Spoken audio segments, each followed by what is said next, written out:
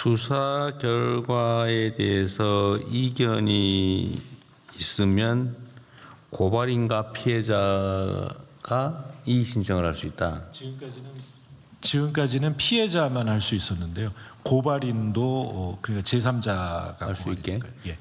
이의 신청하면 어떻게 됩니까? 이의 신청을 하면 그 검사가 우선 판단을 하게 됩니다. 검사가 판단하고 보완 문제가 수사. 있으면 보완 수사 요구를 하고 예.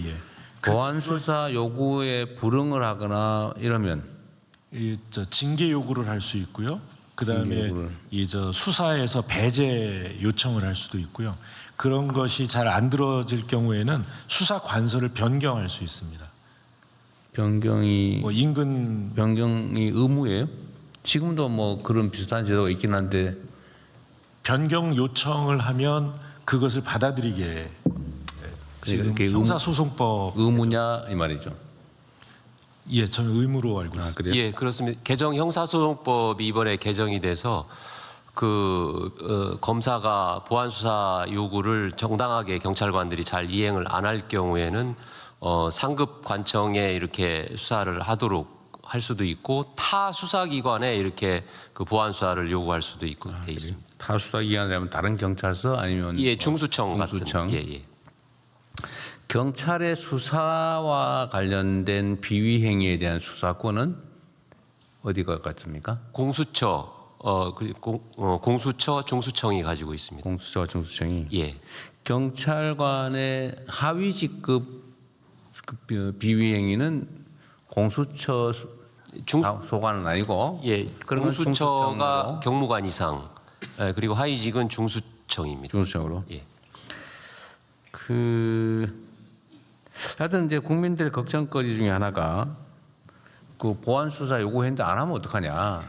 제대로 안 하는 경우 어제도 제가 언론 보도를 보고 내부 보고도 봤는데 보완 수사 요구했더니 4년 6개월 동안 묵살한 것도 있더라. 뭐 공소시효 지나버린 것도 있더라. 그런 얘기가 있더라고요. 그거 혹시 좀 그거 보셨어요? 제가 점검을 해봤는데 그게 그 킥스 수사 시스템이 그 완비되기 전에 이렇게 이제 조금 누락이 있었는데 킥스 시스템이 완비되고 나서는 그런 사례는 없었습니다. 아, 그랬어요? 예. 그게 뭐 4년 6개월 지났던 건 아마 잊어버린 것 같고. 예. 잊어버린다는 게 사실 공직자들로서는 있을 수 없는 일이죠, 그죠? 예, 그 시스템에 뭐 심각한 문제가 있는 거죠. 예. 수사 기록이 통째로 잊어버리고 있더라. 그건 말이 안 되잖아요. 수사를 하다가 잊어버렸다. 예, 그렇습니다. 있을 수 없는 일인데 어쨌든 앞으로는 그런 일이 절대로 있을 수 없게 만들어야 되겠죠. 예, 이번에 형사소송법이 개정이 돼서 수사 기록은 전체를 전산으로 입력하게 의무화되어 있습니다. 그리고 수사상의 범죄 행위 예를 들면 뭐 물론 법 왜곡죄가 있긴 한데 법 왜곡죄로 처벌도 되겠지만 제가 이건 또 다른 부처와 관계된 거기도 한데 얼마 전에 경찰서장이 좀 문제를 일으켜서 그 징계를 했는데 징계 결과를 알려달라니까 이건 사생활의 비밀이다 그러면서 안 가르쳐 줬다고 어디 나오더라고요. 근데 공무원들 징계 내용은 그 징계에 대해서는 비공개라고 하던데. 예, 그 판사의 판사 징계법, 그다음에 검사 징계법은 법에 규정이 있어서 공개를 하게 돼 있는데. 공개가 의무인데. 예, 그렇습니다. 그 외 공무원들의 징계 사항에 대해서는 공개하면 안 된다는 법이 있어요?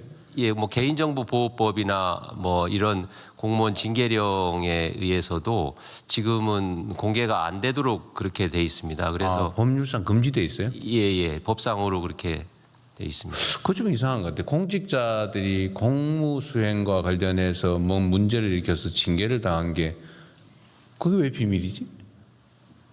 오히려 더 알려가지고 책임을 물어야 되는 거 아닌가요? 개인정보보호위원회에 혹시 그런 뭐 관련된 정보가 있어요? 이게 이유는 사생활에 관한 거다. 뭐 그렇게 주장을 한다더라고요. 근데 왜 법에 그런 규정이 명확하게 있다는 거죠? 이상한데? 예, 징계 관련하니까 이 공무원 인사 그 법에 그 공개하라는 규정이 없으면 개인정보보호법이 적용이 됩니다. 그래서 이런 부분에 대해서는 우리 저 인사혁신처하고 의논을 해서 그게 개인정보인가?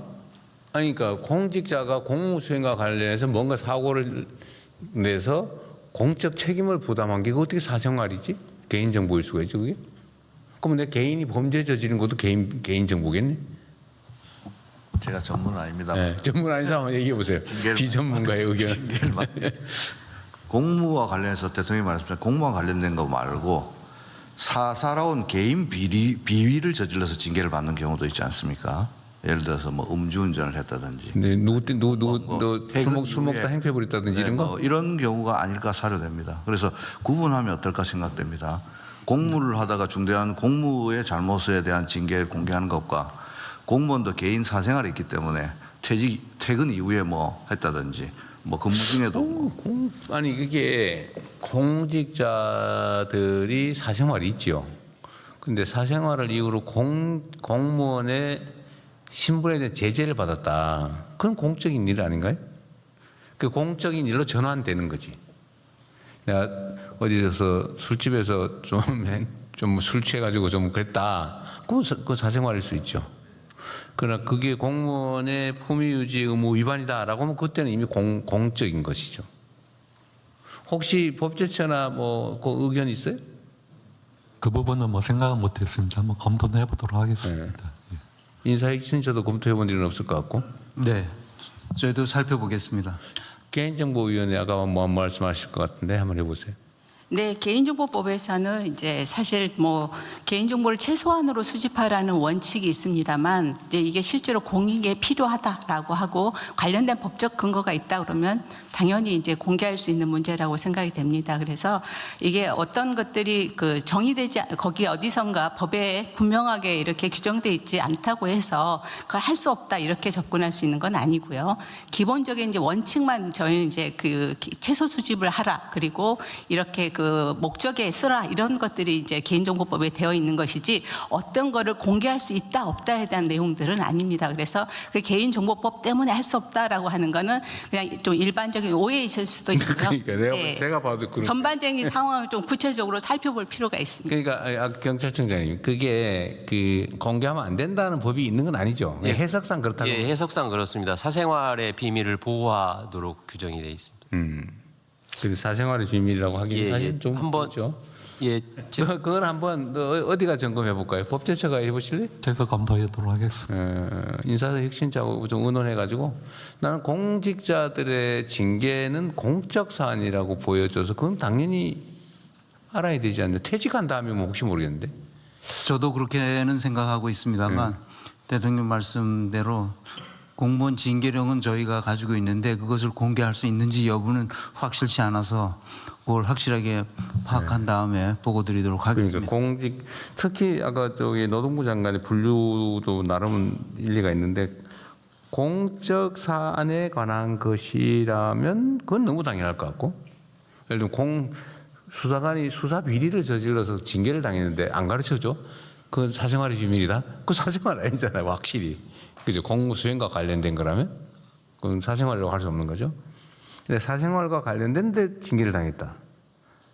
공적 사안도 전환이 된 거 아닌가 싶고. 하여튼 그 논의를 좀 해볼 필요가 있을 것 같습니다. 예, 한 가지만 더 말씀드리면은 그 기본적으로 방향은 좀 설정이 먼저 돼야 될 것 같습니다. 그러니까 이거를 적극적으로 정부가 나서서 국민들한테 공개하느냐, 아니면은 국민들이 요청했을 때 공개하느냐, 아니면 예. 그 뭐 일부러 뭐 또 그건 다 이렇게 그거는 또 하나의 제재이니까. 예, 대통령님 인사수석입니다. 지금 현재 뒤쪽입니다. 그 공무원 그 행동 강령에 따라서 그 각 부처 단위에서는 그 일정한 주기에 따라서 그 징계 사유라든지 뭐 대상 뭐 이런 것들은 전체적으로 공표는 하고 있는 경우가 많이 있습니다. 다만 그 실명으로 공표가 되고 있지는 않습니다. 그래서 그런 부분들에 관해서는 추가적인 논의가 좀 필요할 것 같습니다.